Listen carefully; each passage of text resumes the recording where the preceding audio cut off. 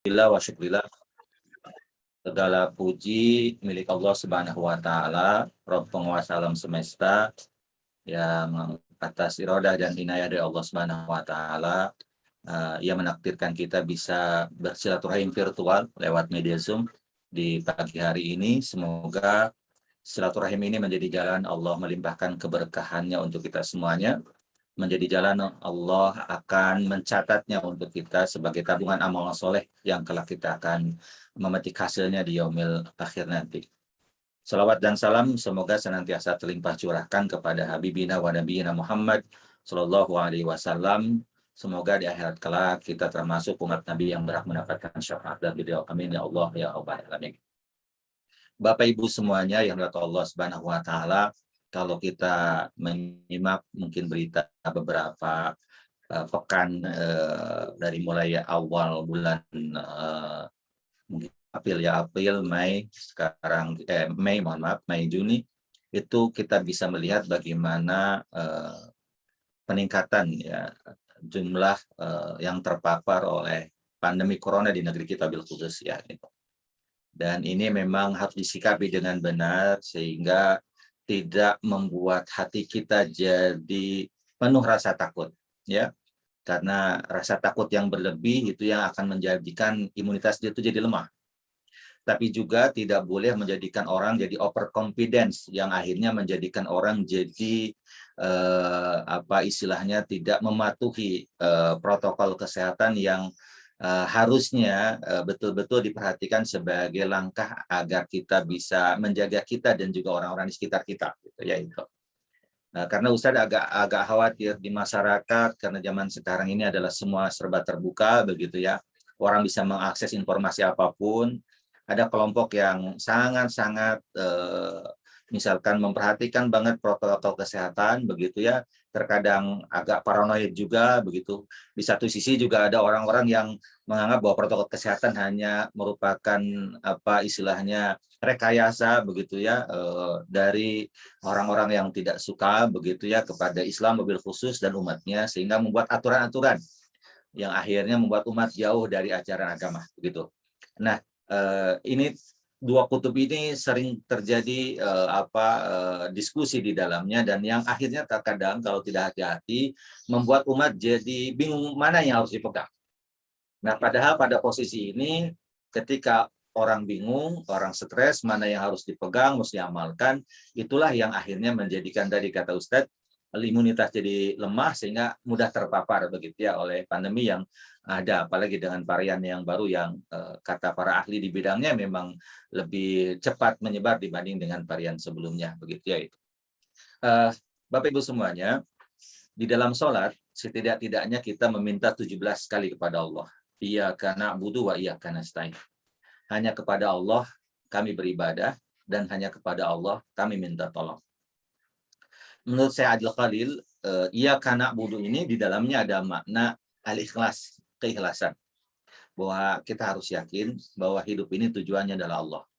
Begitu ya, makanya iyyaka na'budu. Nah, kemudian wa iyyaka nasta'in ini yang akan kita kaji hari ini. Wa iyyaka nasta'in. Dan kepadamu ya Allah kami minta pertolongan. Artinya apa? Artinya bahwa yang kita minta dan kita seru kita menghadapi masalah adalah hanya Allah.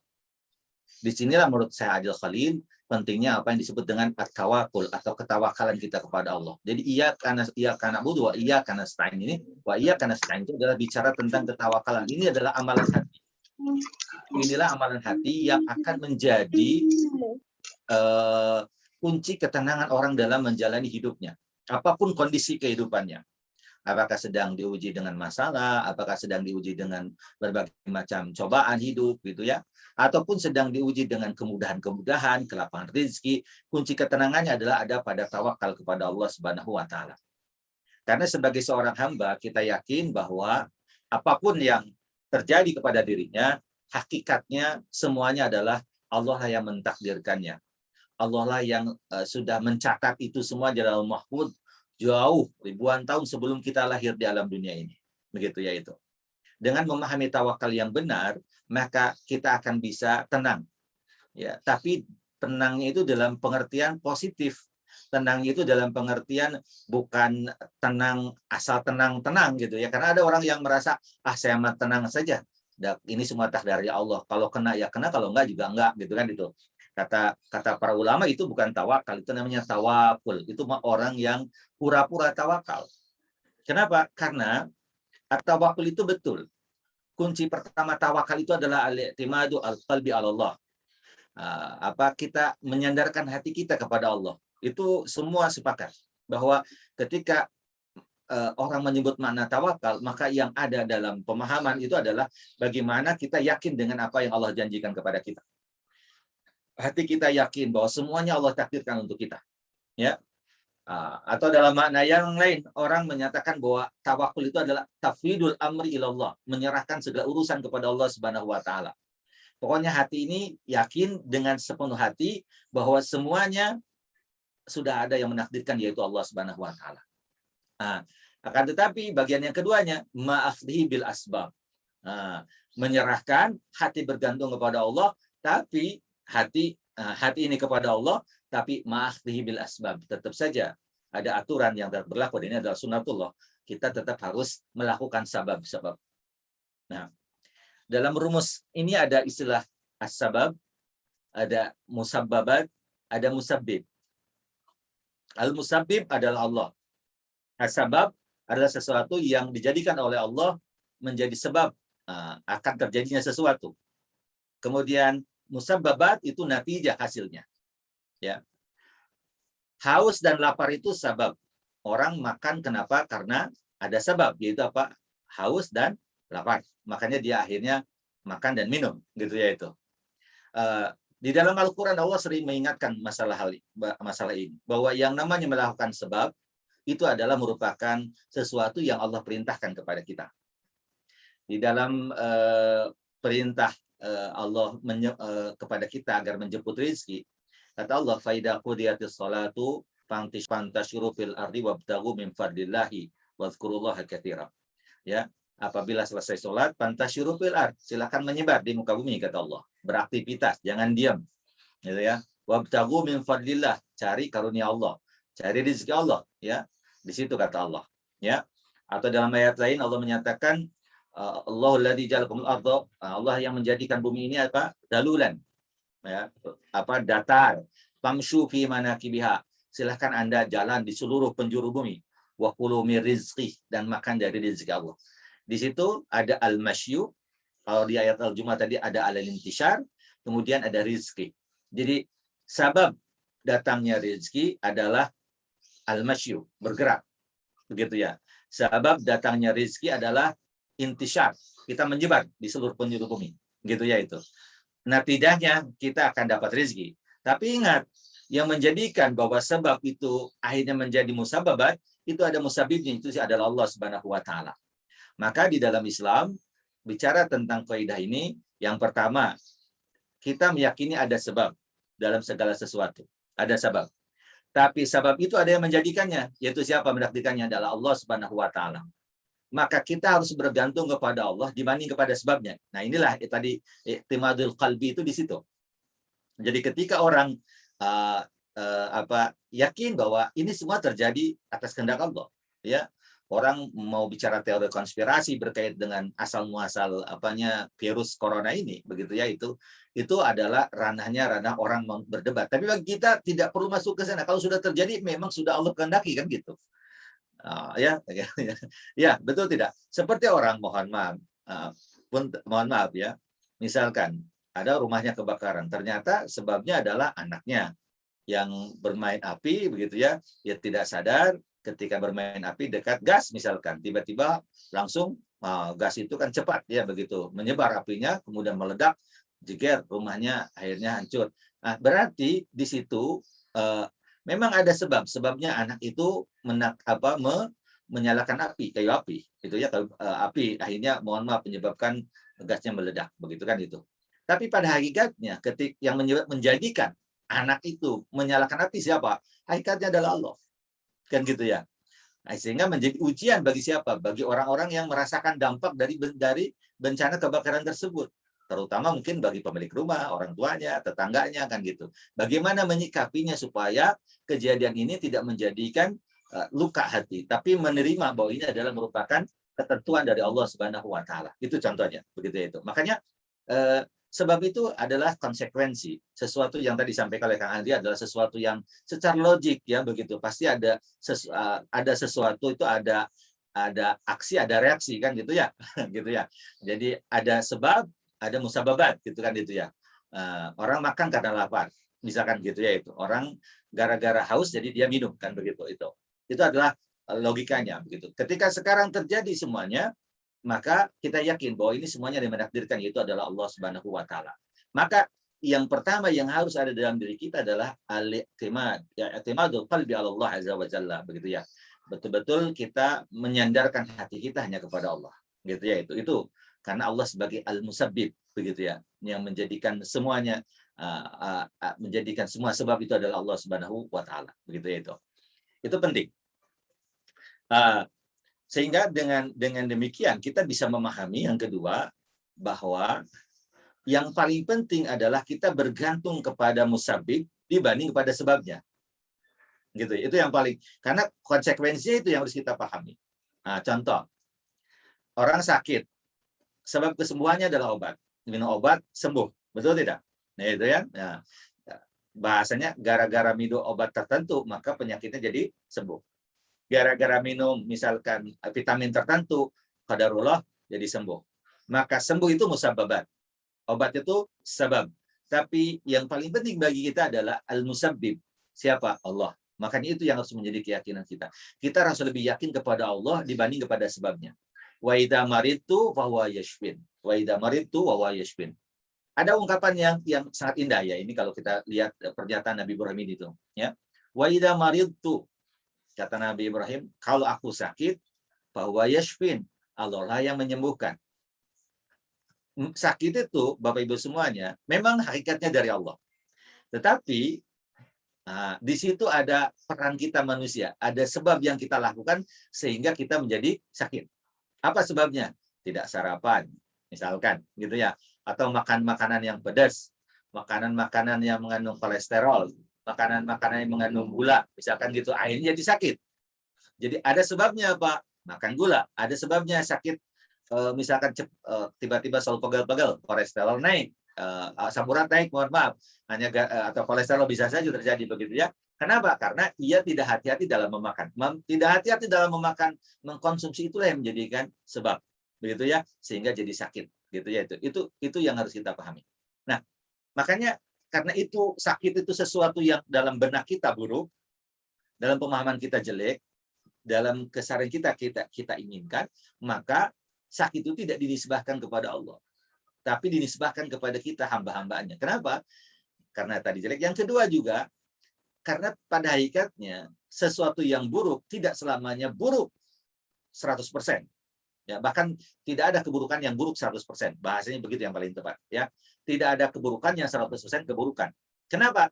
Karena di balik keburukan, di balik masalah, di balik rasa sakit yang dirasakan oleh seseorang, maka banyak kebaikan-kebaikan yang Allah siapkan. Bukankah ketika ada orang yang sakit, maka sebenarnya hakikatnya adalah nikmat dari Allah agar dia bisa beristirahat dari aktivitas dunianya. Dengan sakit dia bisa tidur, dia bisa rehat sejenak dari aktivitasnya, berkumpul dengan keluarganya, begitu hikmahnya ya, begitu. Kemudian juga sholat yang harus tepat waktu di awal waktu, kalau sakit Allah berikan rukhsah ya, begitu. Bahkan bagi mereka yang sakit kemudian tidak sempat bisa melaksanakan ibadah-ibadah sunnah, maka Allah akan catat ibadah-ibadah sunnah itu tanpa dikurangi pahalanya, padahal tidak melakukan. Kenapa? Karena sakitnya. Ketika sakit kita bisa qashar sholat dan menjamaknya misalkan dalam kondisi tertentu ya, begitu ya, misalkan ya, begitu.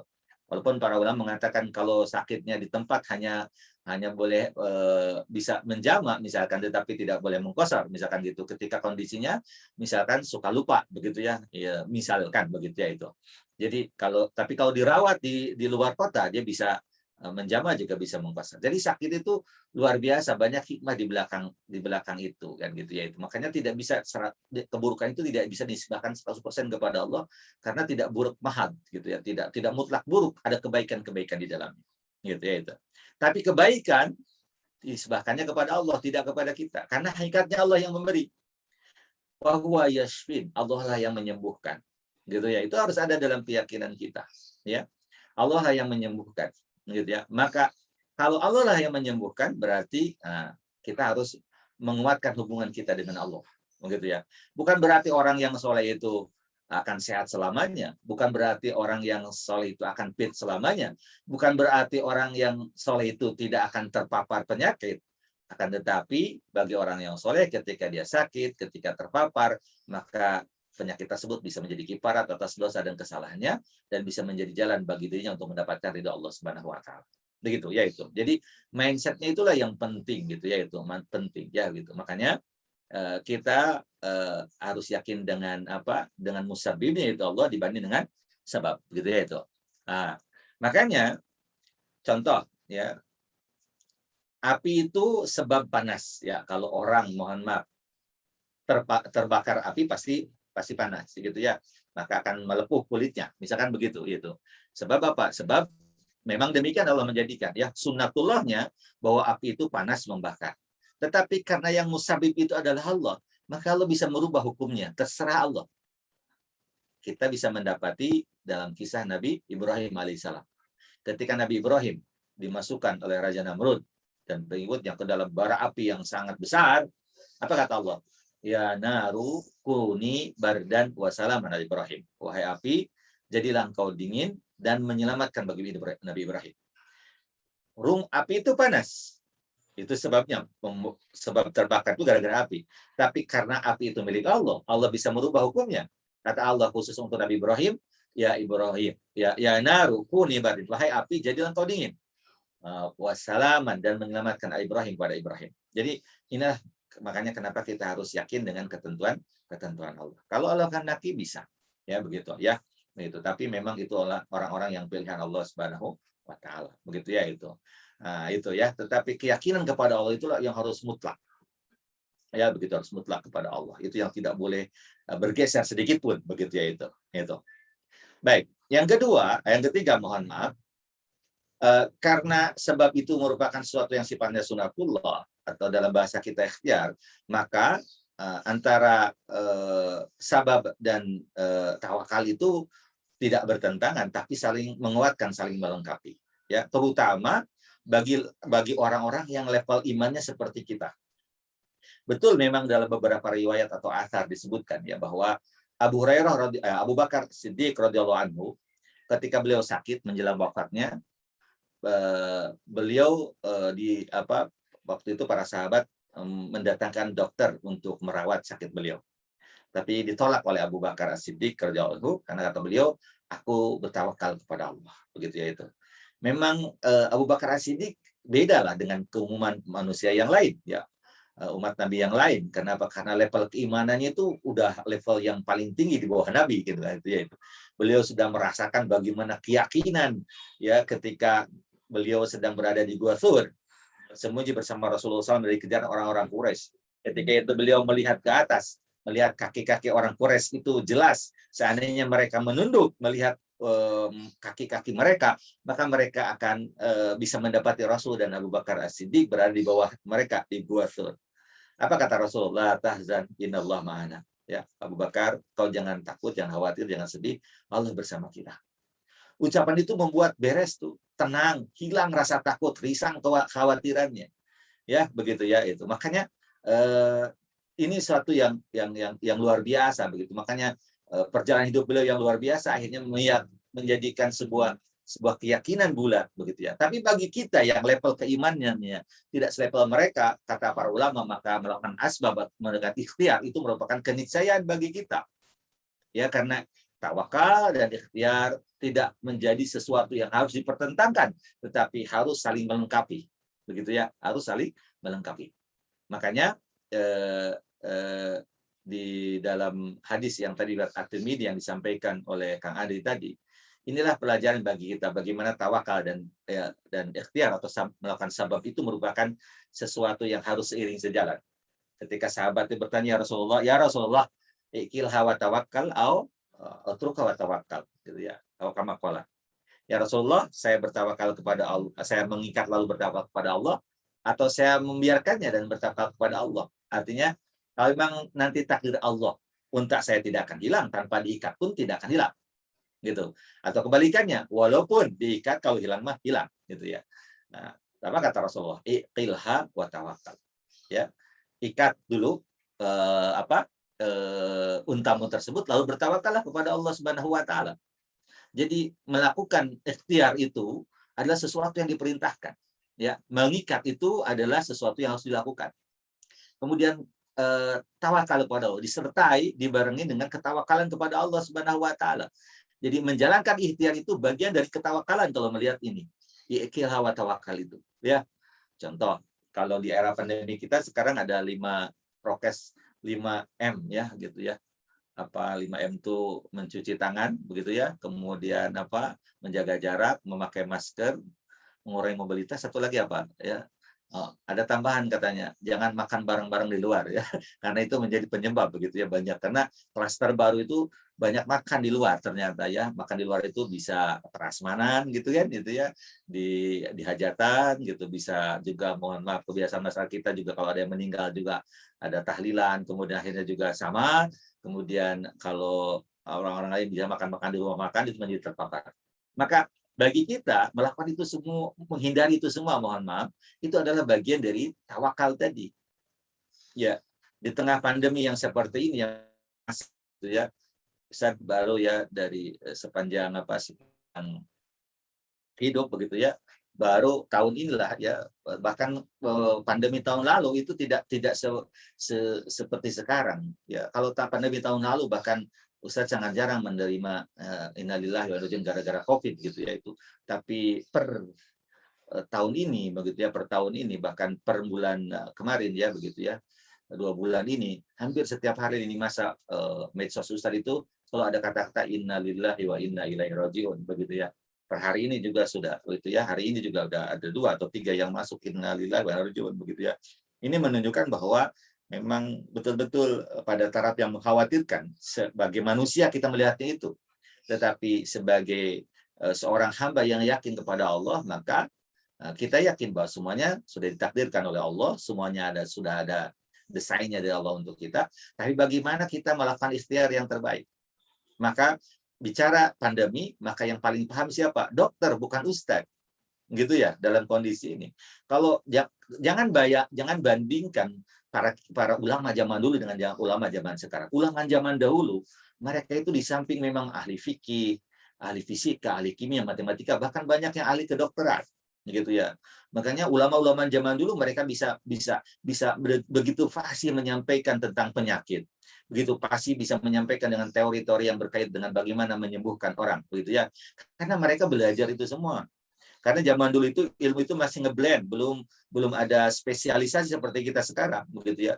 Zaman dulu seorang ulama dididik oleh guru-gurunya, didik apapun ya, dari ilmu fikih ya, ilmu tata bahasa Arab ya, fikih, sorof, badi, itu bicara tentang gaya bahasa ya, badi tasbih begitu ya, majaz begitu, kemudian belajar tentang ilmu arud ya, berkait dengan syair, kemudian bicara syair gitu ya, kemudian bicara nanti ada ilmu yang berkait dengan ilmu umum ya, tetapi mereka tidak mengatakan itu ilmu umum, tapi itulah ilmu yang pelajari, fisika, kimia, psikologi, filsafat ya, kedokteran gitu ya itu.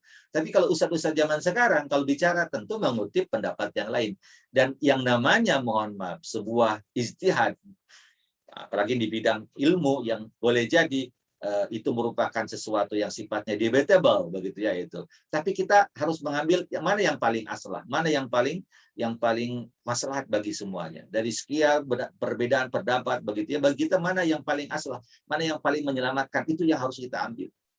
Itu yang harus kita kita jadikan rujukan begitu ya itu ya. Tentu dokter juga walaupun mainstreamnya mengatakan bahwa prokes ini sesuatu yang penting, boleh jadi ada dokter-dokter mungkin yang berpikir bukan prokesnya tapi imunitasnya misalkan yang dikuatkan ya. Bagi mereka memakai masker bukan sebuah keharusan, tetapi bagaimana imunitas yang harus dikuatkan dalam tubuh itulah yang menjadi kekuatan untuk bisa selamat dari pandemi. Tapi kan setiap orang berbeda kemampuan tubuh membuat imunitasnya begitu kan gitu ya itu. Kalau itu dipukul rata nanti akan membahayakan. Membahayakan siapa? Membahayakan banyak orang. Gitu ya. Makanya dalam hal ini tentu fas'alu ahla dzikri in kuntum la ta'lamun, baca ahli dzikir kalau kamu tidak tahu. Ahli dzikir itu berarti mereka yang ahli di bidang itu. Ya, ahli di bidangnya begitu ya. Dalam hal ini kalau bicara tentang kesehatan dan ke penyakit ya seperti sekarang begitu ya, itu ada tentu para ahli epidemiolog dan lain sebagainya yang memang mereka pakar di bidangnya begitu ya itu. Dan kita harus berusaha untuk menjalankan itu dalam rangka bentuk tadi iktimat kepada Allah gitu ya itu. Ya, tidak harus di debat-debatin begitu ya berkait dengan misalkan sholat harus pakai masker itu karena sholatnya tidak sah. Kan kita harus lihat konteks hadis itu. Kenapa tidak sah? Karena waktu itu kalau sholat pakai penutup mulut, itu memang tidak sah kalau misalkan memakai imamah, yang imamahnya itu diputar sampai menghirup mulut dan hidung itu memang tidak sah. Kenapa? Karena memang aturannya harus terbuka wajah. Tetapi dalam kondisi tertentu, ya silahkan. Ya, contoh misalkan kalau orang sholat kemudian debu sedang berterbangan gitu, masa tetap dibuka? Pasti ditutup dan itu tidak jadi masalah gitu ya, selama ada ilatnya gitu ya. Tahu tanpa ilat, tanpa alasan itu yang tidak boleh begitu ya. Nah, ketika sekarang mohon maaf pandemi itu begitu masif, kemudian yang menjadi penyebarannya lewat airborne gitu ya, udara begitu ya, maka memakai masker dimanapun itu menjadi sebuah keharusan dalam rangka ikhtiar kita gitu kan, harusnya gitu dipahaminya ya begitu ya, tidak lantas jadi diperdebatkan begitu ya, itu seolah-olah itu adalah merupakan strategi agar para penjual masker jadi laku ya. Itu memang kok terserah mereka yang mengambil keuntungan, maka kita tidak usah mikir itu. Yang kita pikirkan adalah keselamatan kita dan orang-orang di sekitar kita. Kita jangan sampai mohon maaf menjadikan jalan naudzubillah min dzalik orang sakit gara-gara dirinya, kan begitu ya.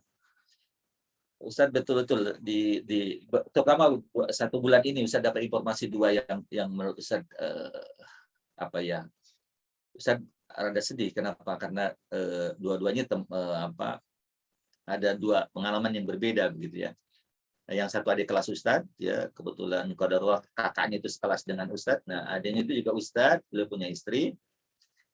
Yang terpapar adalah Ustadznya awalnya begitu ya. Biasa istri kalau suaminya sakit tentu mungkin ribut ya, kata orang Sunda Maya. Akhirnya beliau mencari ke sana kemari, kemudian merawat suaminya, masukkan ke rumah sakit. Qadarullah adalah capek begitu ya, imunitas turun, akhirnya terpapar juga. Qadarullah pertama yang dipanggil adalah istrinya, bukan suaminya, yang sakitnya lebih lama.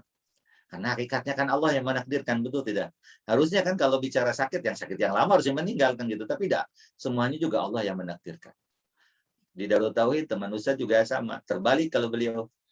Istrinya pulang tugas dari Garut, qadarullah Garut mungkin sedang jadi hotspot sekarang, wallahu a'lam bishawab, karena daerah wisata mungkin gitu ya. Pulang dari Garut tugas beberapa hari pulang ke Bandung, panas tiris ya gitu ya. Kemudian dirawatlah oleh suaminya. Ternyata positif istrinya, ya dirawat. Ternyata pindah ya. Sakitnya itu suami juga jadi sakit begitu ya. Begitu ya. Kemudian qadarullah yang masuk rumah sakit adalah suaminya, bukan istrinya.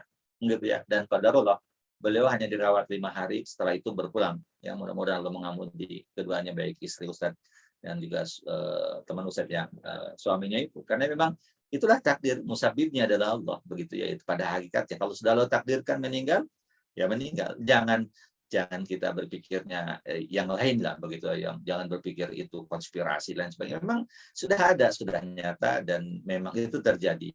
Tinggal bagaimana kita ya begitu. Makanya tadi ikhtiar atau sabab itu dengan tawakal itu saling beriringan gitu ya. Itu kita aja kalau naik motor ya, mohon maaf, kalau punya Vespa kan gitu, lihat sabab dulu kan, kita lihat dulu tuh bensinnya, cek dulu olinya ya, oli sampingnya, kemudian juga koplingnya kan gitu, kemudian starter dulu biar panas gitu baru bisa jalan ya gitu ya. Itu kan melakukan sebab gitu, tidak langsung bong gitu ya gitu. Nah, kenapa? Karena dia paham gitu ya bahwa yang namanya motor jalan harus ada apa? Harus ada ada bahan bakarnya kan gitu contoh ya gitu. Itu kan bagian dan kita memang sudah menjadi sesuatu yang kita jalin di depan. Kemudian yang keempat, karena sebab itu diperintahkan gitu. Padahal kan diberi seperti tadi dalam firman Allah, "Famshu fi manakibi min rizqi," ya, berjalanlah di muka bumi dan makan dari rezeki Allah. Berarti melakukan sebab itu sesuatu yang diperintahkan, gitu ya. Beriringan ya dengan tawakal. Hati tawakal, anggota tubuh kita berarti melakukan sebab. Begitu ya. Itu kan seharusnya yang kita lakukan. Nah, karena sebab itu diperintahkan, maka bagi orang yang beriman melakukan sebab itu tidak harus melihat apakah berefek besar atau tidak, tetapi itu diperintahkan tidak, ya. Itu harus dilakukan walaupun terkadang nggak masuk di akal, terkadang. Kalau itu sudah diperintahkan oleh Allah, lakukan. Tetapi kalau berkait dengan apa yang diupayakan manusia, selama sebab itu memang sesuatu yang secara rasio itu bisa dibenarkan, maka lakukan sebagai bentuk tawakal kepada Allah. Ya, gitu. Contoh, ketika Nabi Ayub alaihissalam, beliau diuji oleh Allah Subhanahu wa taala dengan penyakit yang luar biasa begitu, sekujur tubuhnya itu mengeluarkan nanah dan darah begitu ya. Sampai kita tahu ujian itu karena gara-gara kalau tidak salah ada setan yang mengatakan ya Allah katanya, wajarlah Ayub mah soleh teh ya baik, kenapa lihat anak-anaknya soleh semuanya, lihat kekayaannya kaya, istrinya juga ya cantik yang solehah begitu ya, coba katanya Ayub ya dihilangkan semuanya, tentu dia akan kufur nikmat dan akan menjadi orang yang berbalik gitu ya. Itu baik oleh Allah ditakdirkanlah satu persatu anaknya dipanggil oleh Allah, kemudian hartanya juga satu persatu hilang. Belum cukup itu, kemudian keluarlah penyakit dari tubuh Nabi Ayub alaihissalam. Kemudian sampai akhirnya istrinya lari gitu karena sudah tidak tahan untuk melawat Nabi Ayub. Ternyata perintah Allah kepada Nabi Ayub ketika sakit, apa kata Allah? Urqud birizqika hada muqtasilun baridu wa syarab. Wahai Ayub, hentakkan kakimu ke tanah. Nanti akan keluar air, maka minumlah dan juga mandilah dari air tersebut. Nabi Ayub akhirnya mandi, kemudian meminum, mandi, apa yang terjadi? Semua penyakitnya hilang. Ya, semua penyakit hilang. Padahal sebelumnya dengan air ya, air yang lain tambah parah begitu. Tapi ini kan perintah Allah, lakukan gitu ya itu. Siti Maryam, Ustaz paling senang mengisahkan Siti Maryam ketika beliau melahirkan. Kenapa? Kan ini pelajaran penting. Ketika beliau melahirkan, tentu seorang wanita ketika melahirkan anak itu lelah, capek, butuh nutrisi, ya butuh makanan untuk mengembalikan tenaga. Tapi kata Allah apa? Wa huzzi ilaiki. Ya, goyangkan ya Maryam. Ya, pohon kurmanya. Ya, bayangkan wanita baru melahirkan disuruh menggoyangkan pohon kurma. Mungkin itu di luar nalar gitu ya itu. Tapi menggoyangkan pohon kurmanya mah sesuatu yang biasa kan, orang juga menggoyangkan gitu ya itu. Masalahnya ini kondisinya lemah, kemudian apakah buah kurma digoyang bakal jatuh? Nah, itu kan persoalannya. Tapi Siti Maryam itu adalah wakanat minal qanitin, seorang wanita yang tunduk dan patuh kepada apa yang Allah perintahkan. Beliau goyangkan itu pohon kurma. Ya, goyangkan.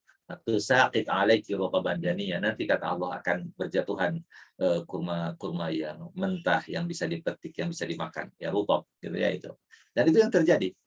Urusan kita adalah menggoyangkan pohonnya, urusan buahnya jatuh, urusannya Allah. Urusan kita adalah berikhtiar sebisa mungkin. Ya, contoh misalkan yang sedang digalakan sekarang vaksinasi, begitu ya itu.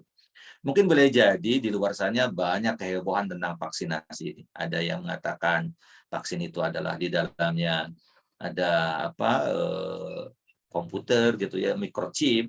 Ada yang mengatakan bahwa vaksin itu adalah merupakan upaya untuk mengatur usia manusia sehingga nanti yang divaksin usianya 10 tahun pasti bakal wafat gitu ya. Ada yang mengatakan bahwa vaksin itu merupakan ya upaya orang dari yang tidak suka kepada Islam untuk begini begitulah, banyak ya gitu alasan-alasannya. Ya, kalaupun itu terjadi, misalkan kalaupun itu terjadi ini ya, dan tentu kita tidak harus sebodoh itu memahaminya begitu, karena tentu banyak pakar, banyak ahli yang di bidangnya yang bisa menjelaskan itu ya. Tetapi kalaupun bagi orang yang beriman ditakdirkan ya, ternyata usianya betul 10 tahun seperti yang diprediksikan ya. Selama Allah ridho, selama Allah menerima amal solehnya, selama kebaikan-kebaikannya sudah cukup untuk menyelamatkan dirinya dari api neraka kelak, itu lebih baik dibanding usianya panjang tapi tidak soleh, betul tidak? Ya gitu. Tapi ya terkadang mohon maaf informasi itu akhirnya menjadikan orang jadi khawatir, takut gitu ya. Tiba-tiba pas mau divaksin langsung berubah tuh wajahnya ya gitu ya, tegang gitu ya, kemudian meronta-ronta ya gitu, seperti anak kecil banyak kan kita bisa melihat beritanya. Nah, ini yang harus kita coba rubah ya begitu. Ini adalah bagian dari ikhtiar kita ya. Ikhtiar itu kan tidak cukup satu. Banyak hal yang harus dilakukan agar kita bisa selamat. Terlebih di tengah pandemi yang semakin tadi naik ya kurvanya begitu ya itu, maka disinilah upaya kita yang untuk berikhtiar melakukan sebab itu semaksimal mungkin ya, sebanyak mungkin yang bisa kita lakukan itulah yang kita lakukan sembari hati kita bergantung kepada Allah Subhanahu wa taala.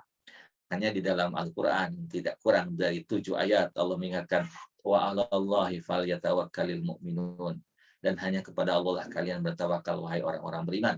Wallahi falyatawakkalul mu'minun. Ini menunjukkan bahwa tawakal itu merupakan sesuatu yang sangat penting ya. Ini adalah amalan hati, tetapi kembali tadi tidak harus membenturkannya dengan ikhtiar atau melakukan sebab, karena ikhtiar dan melakukan sebab merupakan sesuatu yang diperintahkan oleh Allah dan Rasulnya sebagai penyempurna tanda kutip dari ketawakalan yang bersemayam dalam hati, sedangkan seluruh anggota adalah melakukan yang terbaik yang bisa dilakukan. Sehingga dengan demikian inilah akan mendatangkan ketenangan ya, mendatangkan ketenangan ya. Kalau ada orang tadi, mohon maaf ya, seringkali yang isu terbaru adalah banyak orang-orang yang mengatakan tuh Ustadz katanya yang sudah divaksin juga meninggal dunia, tetap aja meninggal dunia, malah yang tidak divaksin mah sehat-sehat saja. Urusan meninggal dunia mah urusannya Allah. Urusan kita berikhtiar yang terbaik. Gitu aja. Dan jangan jangan bayangkan ya seorang dokter yang walaupun dia sudah divaksin mungkin boleh jadi karena terpaparnya sangat kuat karena lingkungan kerjanya lingkungan yang sangat berisiko tinggi ya begitu ya. Nah, akhirnya sekuat-kuatnya benteng ketika diserangnya terus-menerus bobol juga kan begitu. Padahal sudah dibentengi ya begitu ya. Sudah kuat bentengnya, tetapi yang nyerangnya tidak berhenti-henti kan gitu ya. Tobol juga kan gitu ya. Ya contoh lah ya dalam sejarah ya Benteng Konstantinopel itu ribuan tahun tidak jebol ya. Tetapi kalau terus saja diserbu kemudian yang menyerbunya itu juga memiliki kekuatan kepada Allah, tawakal kepada Allah kuat, akhirnya bisa jebol juga begitu ya itu. Maka bagi kita orang beriman bukan masalah jebol dan tidaknya, tetapi masalahnya kita hati ini masalah keyakinan dan juga hati ini harus menerima gitu ya itu. Makanya orang yang melakukan tawakal kepada Allah itu yakin akan diberikan ketenangan, kenyamanan, kebahagiaan melakukan aktivitas apapun tanpa rasa takut berlebih, tapi juga tidak lantas menjadi orang yang tidak melakukan apa yang disyariatkan ya ketika menghadapi pandemi seperti ini, melakukan prokes begitu ya, karena semuanya adalah ikhtiar ya, semuanya adalah bagian pengabdian kita kepada Allah Subhanahu wa taala begitu dengan amalan qalbi yaitu tawakal tadi begitu ya itu.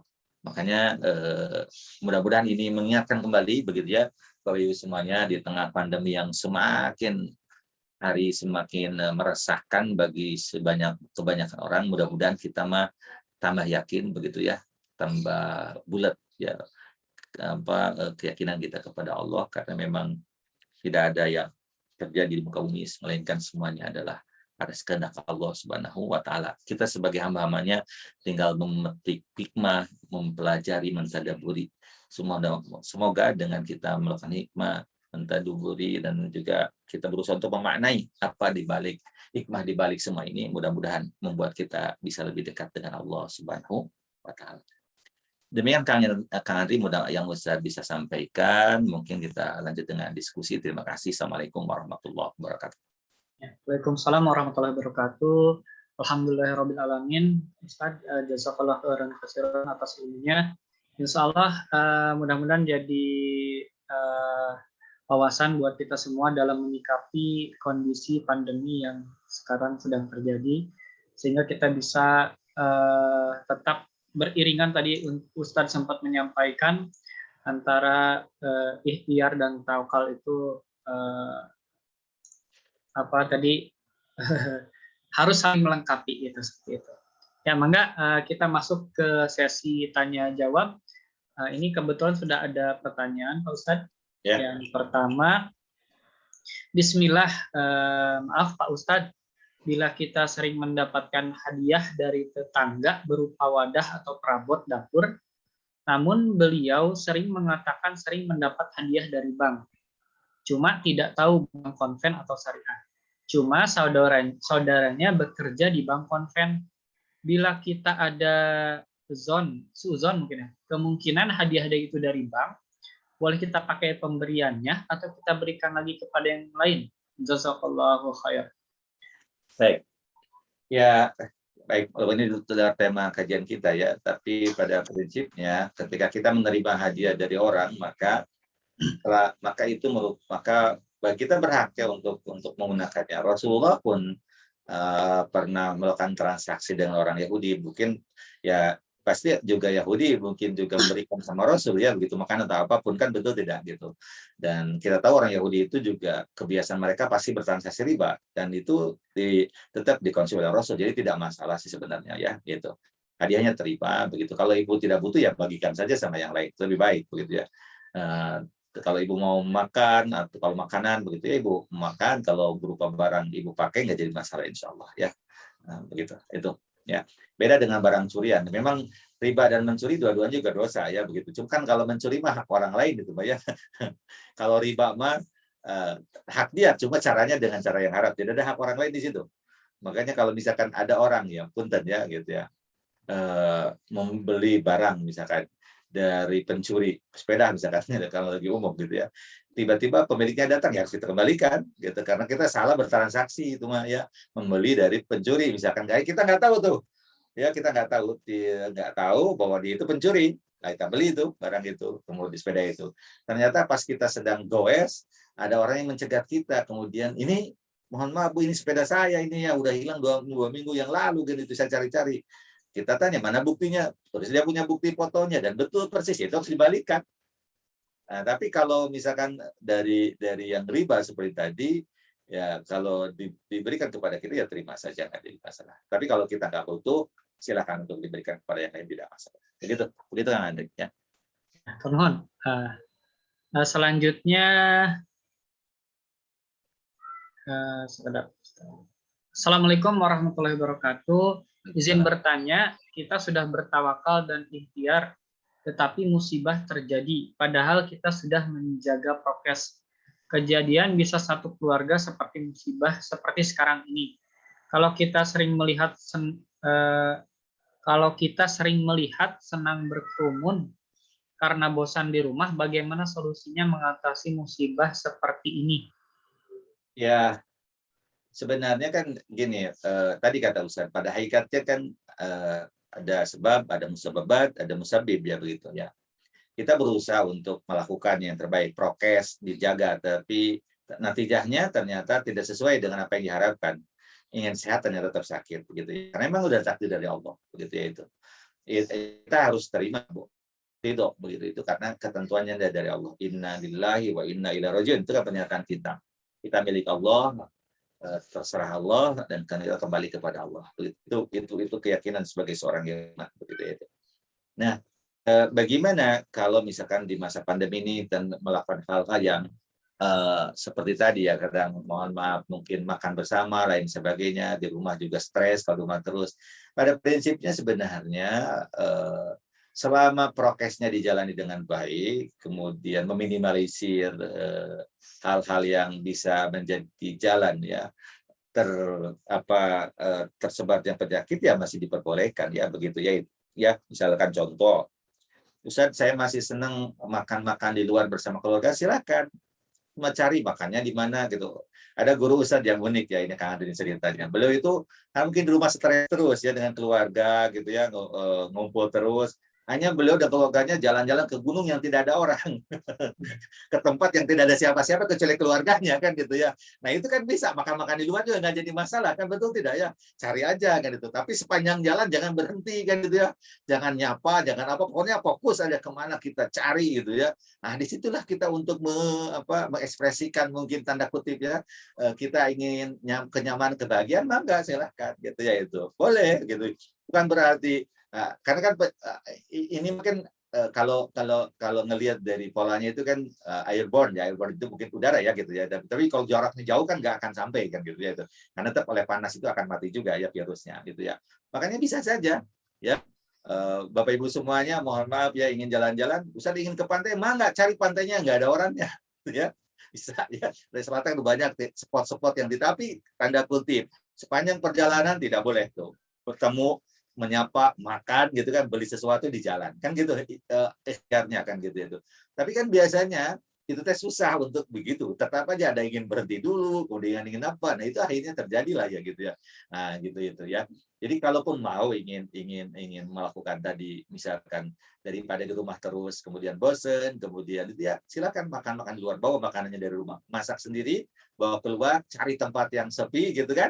Kemudian disitulah makan-makan. Ya, apalagi punya kebun kayak kebun sendiri gitu ya. Nah, kemudian berangkat dan tidak ketemu orang, insya Allah nggak jadi masalah gitu ya itu. Karena kita seperti penyakit taun ya zaman dahulu ya, di mana zaman dulu taun itu kan menyebarnya cepat ya, itu lewat udaranya, bukan jarak dekat tapi jauh juga. Jadi bisa menyebar begitu ya. Pokoknya orang keluar dari rumahnya, bergerak, bahkan di rumah juga kalau tidak hati-hati bisa terkena, bisa terdampak begitu. Kalau Ustaznya lihat ini virus ini kan kalau dekat jaraknya, kemudian terjadi udaranya mungkin sirkulasi udaranya tidak bagus, kemudian hirup bisa masuk begitu ya, itu partikel-partikelnya bisa masuk sehingga akhirnya menyebabkan terpapar juga begitu gitu itu ya. Ibu mohon maaf enggak ya, kalau di Bandung kan mungkin agak susah juga ya, di Bandung aja nyari tempat yang tidak ada orangnya ya gitu ya. Makanya kalau di Bandung mah udah aja diem ya, karena mau kemana, ke Unselut banyak orangnya ya, ke mana lagi, ke daerah-daerah masih banyak kan gitu ya, itu ya. Tapi kecuali kalau begini, ibu punya teman, kemudian punya villa yang memang sepi, mana-mana tidak ada, mungkin bisa saja di situ. Tapi tetap prokesnya harus dijalankan gitu ya itu. Daripada di rumah terus stres terus juga tidak baik juga gitu ya. Makanya kalau di rumah biar tidak stres dikit, banyakin selawat ya, banyak istighfar, salat sunat, itu mudah-mudahan kita bisa menjalaninya. Kalau ibu semuanya yang di rumah yang luas, kebunnya ada kolam renangnya atau kolam ikannya, wah itu mas sudah diberikan kenikmatan oleh Allah. Ada cara untuk kita bisa lebih nyaman. Bayangkan orang-orang yang di Jakarta yang rumahnya sepetak begitu kan, aturan pemerintahnya nggak boleh keluar, coba Kang Andri, gimana itu ya, betul tidak, kita bayangin tuh ya, naik ke atas cuma 2 x 2 meter, ke bawah juga 2 x 2 meter, mereka harus diem, wah, stresnya luar biasa itu betul. Akhirnya mereka mau keluar kan gitu ya, itu mau tidak mau untuk bisa menghirup tanda kutip ya. Karena kan kebahagiaan itu kan imunitas juga, makanya mereka berpikir mending bahagia aja daripada stres, tetap aja kena katanya kan gitu. Tapi akhirnya prokesnya tidak bagus kan gitu, kita bisa pahami banget. Tapi kalau bagi kita yang alhamdulillah rumahnya cukup lah ya untuk bisa menikmati. Bagi kalau rumahnya itu mohon maaf dengan tetangganya ada jarak, kemudian ada kolamnya, wah itu mah senang sekali bisa masih melakukan aktivitas tanpa harus bersilat kita bersinggungan dengan banyak orang yang akhirnya terpapar begitu ya itu. Ini dalam rangka menjaga saja, nanti kalau sudah sehat, sudah normal turun, kemudian sudah ada insya Allah lah, obatnya pasti ada ya begitu ya, obatnya pasti ada insya Allah ya. Nah, tapi lakukan apa yang bisa kita lakukan sekarang yang terbaik begitu Kang Andri. Amin, Ustaz. Jadi ya mungkin perbanyak ibadah ya untuk mengatasi kejenuhan dan stres. Mudah-mudahan Allah memberikan ketenangan. Amin. Ustaz. Selanjutnya, Assalamualaikum Ustaz. Saya lulusan COVID, sudah bisa vaksin sekarang. Tapi melihat yang divaksin itu ada efek pengikutnya. Saya jadi ragu untuk vaksin karena masih ada efeknya seperti jantung dan sesak nafas. Kira-kira itu sah kan Ustaz? Nah, baik. Jadi Ibu udah LC ya, sama dengan Ustadz ya, lulusan COVID katanya. Ya itu udah jadi penyintas. Biasanya kalau penyintas kan dicek dulu kekebalannya, nanti tanya ke dokter aja, imunitasnya berapa levelnya. Kalau udah bagus ya tidak perlu divaksin. Tapi kalau memang belum bagus, ya vaksin kembali sebagai ikhtiar. Kalaupun ada efek ya samping dari vaksin tersebut, kan bisa berbeda-beda setiap orang. Kalau Ibu yang penting Ibu konsultasi dulu. Tadi kata Ustadz niatnya adalah berikhtiar. Nanti kalau kata dokternya, oh Ibu nggak boleh, Ibu punya penyakit ini, nanti bisa berbahaya, ya udah, nggak apa-apa. Yang penting kita udah ikhtiar kan, betul tidak? Minta. Tapi kata dokternya tidak boleh, berarti ya udah Ibu balik. Tapi kalau kata dokternya boleh, sudah lakukan saja. Ya, Ustadz takut ada apa-apa ya. Tadi kata Ustadz, ini bagian dari ikhtiar. Seperti orang mohon maaf itu semuanya ya. Kalau mau ke Bandung harus naik mobil. Betul tidak? Naik mobil kan ikhtiar. Kan naik mobil juga banyak yang celaka, betul tidak? Iya, ya kan naik mobil banyak yang celaka. Ada yang terguling, kan ada yang tabrakan. Tapi kan tidak bersamarta ketika ada yang tabrakan dan terguling. Kemudian kita membatalkan perjalanan ke Bandung. Tetap ada kita jalani, tapi dengan hati-hati kan gitu. Betul tidak? Gitu ya itu. Jadi ya semua juga yang akhirnya meninggal kemarin kita mendapati informasi ya ada yang meninggal setelah divaksin kan itu ya AstraZeneca kalau tidak salah ya di Jakarta dan di beberapa tempat ya atau 2 atau 3 tempat lainnya di Indonesia Timur kalau tidak salah ya Ustadz informasinya, tapi yang Jakarta Ustadz tahu karena memang beritanya Ustadz lihat langsung itu ya memang setelah dia vaksin kemudian terjadi masalah kemudian ini mungkin boleh jadi ketika divaksinnya nggak menyampaikan keluhan-keluhan yang dirasakan. Ibu ya tinggal sampaikan apa adanya yang gitu. Ustadz mohon maaf, Ustadz dok mohon maaf ya saya itu punya kelainan sesak napas ini gitu ya itu. Ada pengalaman teman Ustadz, seorang Ustadz sudah divaksin ya, kemudian setelah divaksin beliau kena COVID. Ya, setelah divaksin beliau kena COVID. Dia vaksinnya sebelum Ramadan, Syawal mungkin karena berinteraksinya jadi lebih banyak kena COVID. Nah, tapi kata beliau alhamdulillah kena COVID-nya iya, tetapi boleh jadi boleh jadi mudah-mudahan yang kata beliau itu vaksin itu yang meringankan serangannya gitu ya. Memang tidak menahan tapi mengurangi serangannya karena beliau itu punya asma. Kalau asma itu kena COVID kan biasanya cenderung repot ya, lebih berbahaya lagi di masalah di pernapasannya begitu. Tapi qadarullah Ustaz katanya alhamdulillah boleh jadi mungkin ini vaksin ya, efek dari vaksin yang sudah dilakukan sehingga pas terpapar virusnya tidak terlalu parah menyerang begitu ya itu. Jadi bisa dengan isoman saja sudah sehat kembali alhamdulillah begitu ya itu. Wallah misal. Kalau teman Ustaz juga ada yang bercerita Ustaz betul ya ketika sudah divaksin 3 bulan yang lalu Ustaz juga merasa kenapa nggak 3 bulan yang lalu Ustaz juga ya gitu. Karena sekarang kata beliau lebih enak gitu ya, lebih enak, lebih sehat begitu ya itu. Jadi bisa dirasakan lah ya itu ada manfaatnya begitu ya itu. Jadi ke Ibu Maya tanyakan dulu nanti cek imunitasnya imunnya sudah ada kekebalan terhadap penyakit atau tidak. Kalau sudah ya biasanya dokter pun tidak akan menyuntik gitu ya, melakukan vaksinasi gitu ya. Tapi kalau yang belum ya lakukan lagi. Tapi terbuka saja apa yang dirasakan itu ya. Mungkin kalau Ibu perlu mohon maaf perlu lebih detail kan bisa lebih ke dokter pribadi nanyanya kan dokter juga pasti semua informasinya paham gitu ya nanti sampaikan kepada yang akan memvaksinnya kan gitu lebih nyaman begitu ya itu ya itu begitu Pak Andri. Ya, turun. Selanjutnya Pak Ustadz, Bismillah, Assalamualaikum Ustadz, mohon izin bertanya, bagaimana sikap kita terhadap orang yang pro konspirasi terhadap COVID dan selalu menggiring opini untuk tidak vaksin? Apakah kita sebaiknya diam saja untuk menghindari perdebatan atau bagaimana? Syukron. Ya, kalau Ustadz sih dengan yang demikian mah akan lelah kita untuk mendebatnya ya. Jamaah Ustadz juga ada ya. Pasti kita akan capek. Ya itu mah udah pemikiran pribadi yang harus luruskan adalah orang lainnya sebenarnya mah, bukan dianya ya itu. Karena kalau orang-orang yang begitu mah sudah memang terbentuk pola pikir demikian ya susah. Ya pasti akan itu. Kecuali kalau sudah merasakan sakitnya baru dia akan ini ya. Ada jamaah Ustadz juga dulu memang anti vaksin gitu, tapi ketika sudah terpapar ya baru dia berubah pikiran kan gitu ya. Nah, gitu ya itu. Makanya tidak boleh juga mohon maaf ya kita doakan bahwa dia kena nggak boleh ya. Mudah-mudahan dia merasakan tuh COVID supaya dia merasakan perlu vaksin dan jangan juga ya gitu. Tapi bagi kita adalah itu. Makanya saya menyarankan begini, kalaupun kita punya pemahaman bahwa vaksin itu bagi saya tidak bagus lah ya. silakan aja, tapi jangan disebarkan kepada yang lain ya menurut Ustaz. Itu kan pendapat pribadi yang mangga, yang merasakan juga pribadi nanti. Tapi kalau disebarkan kepada yang lain, padahal kondisi orang kan beda-beda. Bisa saja ada orang yang tidak divaksin kuat, bisa saja, bisa betul. Saya juga paham gitu ya. Mungkin kekebalan tubuhnya kalau diciptakan dia seperti Punten Superman mungkin ya gitu kuat. Memang Allah ciptakan antibodi tubuhnya itu bagus kan gitu ya, sehingga kekebalannya kuat, sehingga bagi dia nggak divaksin juga oke kan itu bisa aja terjadi gitu.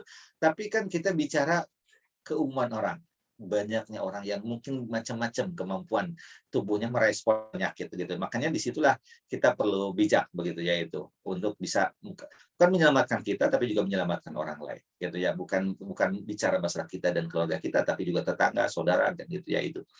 Jamaah masjid gitu kan itu. Kalau orang yang suka ke masjid bayangkan kalau misalkan gara-gara dia jadi orang masjid jadi kena kena gara-gara tanda kutip ya, mohon maaf ini bicaranya karena dia tubuhnya bagus, tidak berefek bagi dia, tapi nanti yang OTG itu ya, orang tanpa gejala kan gitu, berarti kan dia bagus tuh kekebalannya kan.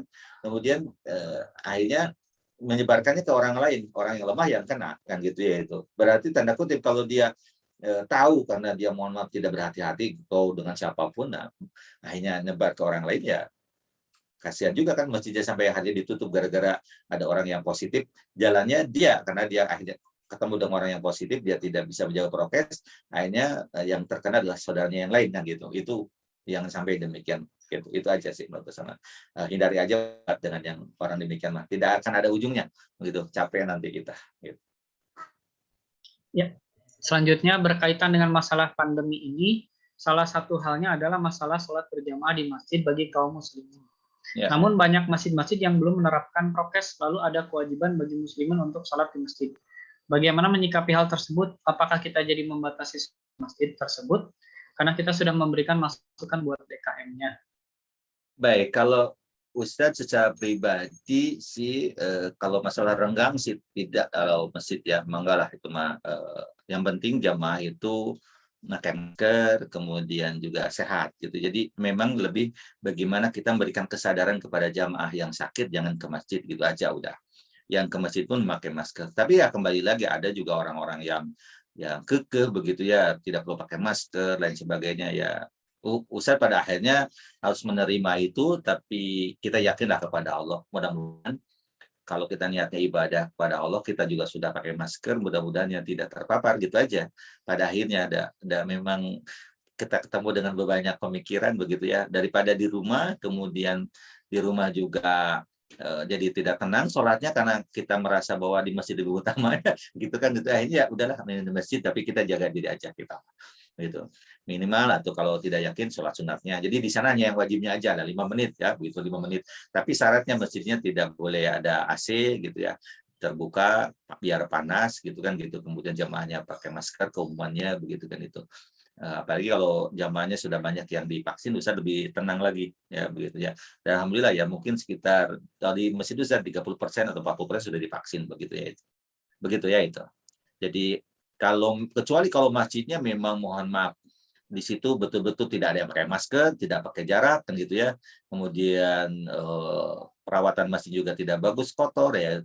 Daripada sholatnya tidak khusyuk di masjid mending di rumah khusyuk kan bagi yang model begitu gitu. Ya. Insya Allah ya begitu. Begitu. Selanjutnya Ustadz masih ada yang bertanya. Ini bukan pertanyaan untuk menyampaikan. Ustadz, saya juga jamaah Ustadz di salah satu kajian. Selama pandemi ini saya selalu pakai masker ke masjid dan sholat pakai masker. Nah, cuma selalu ditertawakan, nggak sah sholatnya. Nah, Ustadz mungkin tadi menyampaikan sah-sah saja karena situasi saat ini. Tolong, mungkin mohon tolong pada Ustadz ketika mengisi dibahas. Ya baik, insya Allah ya. Yang memakai masker itu dilarang itu hadisnya memang mungkar lemah juga hadisnya tidak bisa dijadikan hujah. Yang kedua, memang yang tidak boleh itu menutup kalaupun hadis itu dianggap bisa dipraktekkan adalah memakai penutup muka yang tujuannya menutup muka aja tidak ada tujuan yang lain gitu ya. Artinya tujuannya mungkin menutup muka bisa saja karena ingin show off boleh gitu ya kan untuk muka itu biar kan orang kalau ditutup mukanya ada perasaan orang jadi khawatir takut gitu ya melihat simaknya gitu ya itu Tapi kalau misalkan menutup mukanya itu niatnya untuk menghindari penyakit, ya tidak jadi masalah karena di situ ada kedaruratan gitu ya.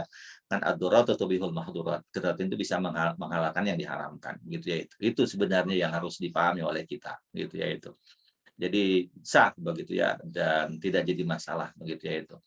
Begitu. Begitu. Nah, insya Allah nanti dibahas kalau ngaji lain. Alhamdulillah.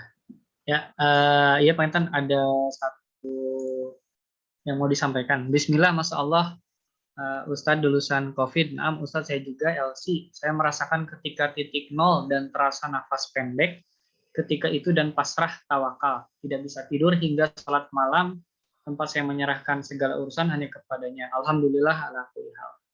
Ya betul, pada akhirnya ya itulah yang kekuatan kita sebenarnya kan. Ya dari kekuatan kita semuanya menyerahkan kepada Allah, minta pertolongan dari Allah, mudah-mudahan kita dikuatkan, dimudahkan gitu ya. Karena pada akhirnya yang menyebutkan adalah Allah. Betul Ustaz. Sangat paham banget sakit itu bukan sesuatu yang mudah untuk dihadapi ya. Tetapi ketika itu sudah menjadi takdir dari Allah ya kita harus hadapi, kita harus ridho. Kemudian berusaha untuk melakukan ikhtiar yang terbaik begitu ya, minum obat atau apapun begitu ya, bisa dengan pencegahan boleh zaman sekarang begitu ya, minum madu, kemudian makan vitamin lah begitu ya, kemudian menjaga pola makan gitu ya, itu juga bagian dari ikhtiar bukan semata pakai masker dan sebagainya karena 6M atau 5M itu juga kalau mohon maaf asupan gizinya tidak bagus juga tidak akan ngefek banget ya. Orang pakai masker tapi nggak sarapan ya sama aja bohong ya. Kalau ya betul tidak? Orang pakai masker tapi nggak sarapan gitu kan. Hanya apa tubuhnya kan lemah. Walaupun mohon maaf disaringin nggak bisa 100% ya, ada berapa persen yang masuk kan gitu ya. Kemudian kalau tubuh lemah dikit juga bisa masuk kemudian itu. Makanya kenapa harus berikhtiar yang maksimal ya begitu ya. Itu. Baik. Alhamdulillah. Ustadz ada satu pertanyaan lagi mungkin Ustadz. Bismillah Ustadz, dengan adanya pandemi ini ibadah haji dan umroh kan ditiadakan sudah 2 tahun. Apakah ada pengaruhnya dengan perputaran bumi? Saya dengar ada, bagaimana Ustadz menurut Ustadz?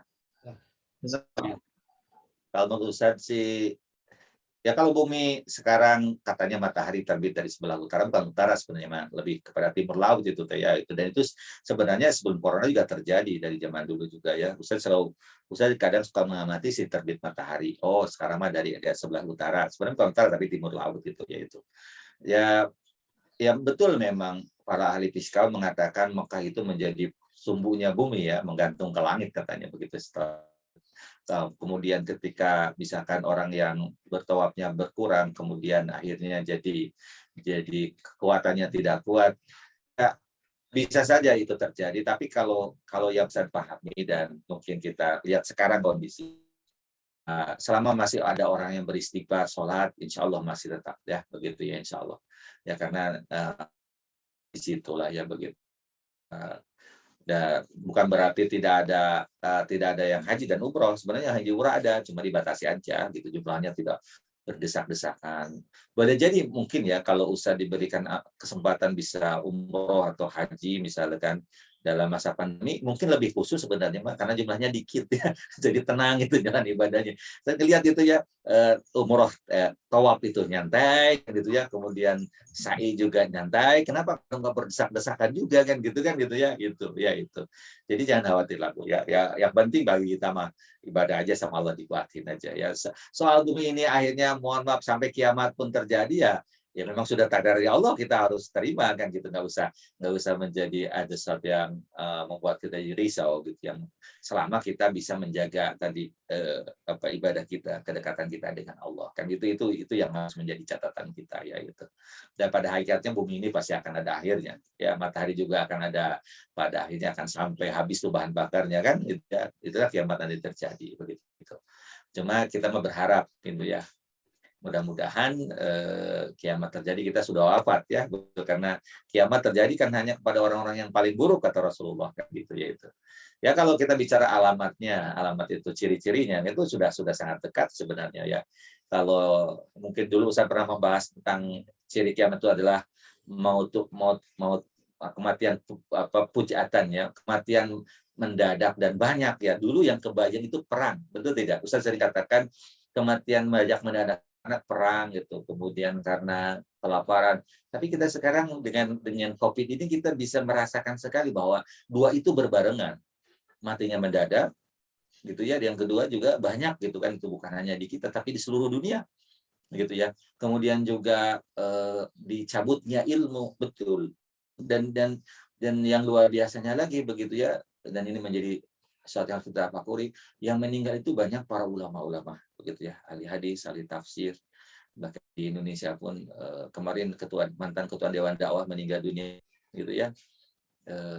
Kemudian salah satu Dewan Hisbah di Persatuan Islam juga meninggal dunia, para kiai dari NU juga sebelumnya kiai dari Sidogiri juga meninggal dunia begitu ya, dan juga banyak ulama-ulama yang meninggal dunia begitu ya. Itu tentu ini menjadi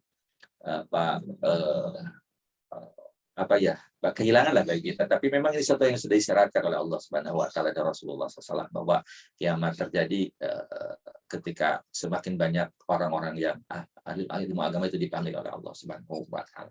Mudah-mudahan Allah merahmati mereka begitu ya, dan ditempatkan di tempat yang paling mulia di Allah Subhanahu wa taala. Demikian Kang Arif. Amin. Amin.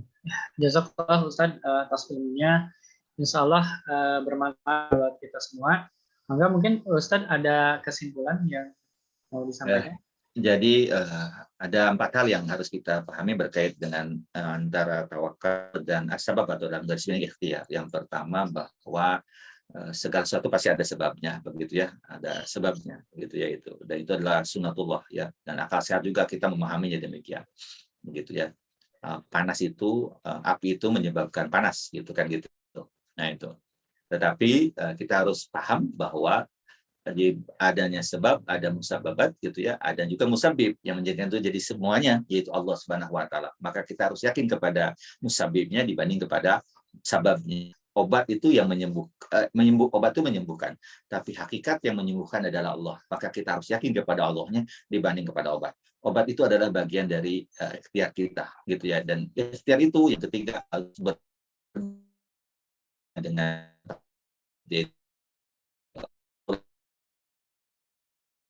atau di akhir, tapi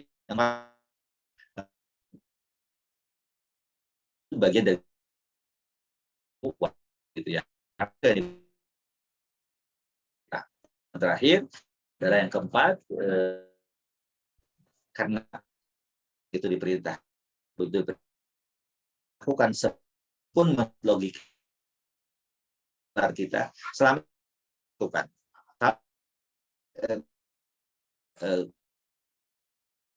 Tetapi selama itu harus dilakukan ya lakukan dulu begitu ya itu, karena semuanya kembali kepada musabib yaitu Allah begitu itu.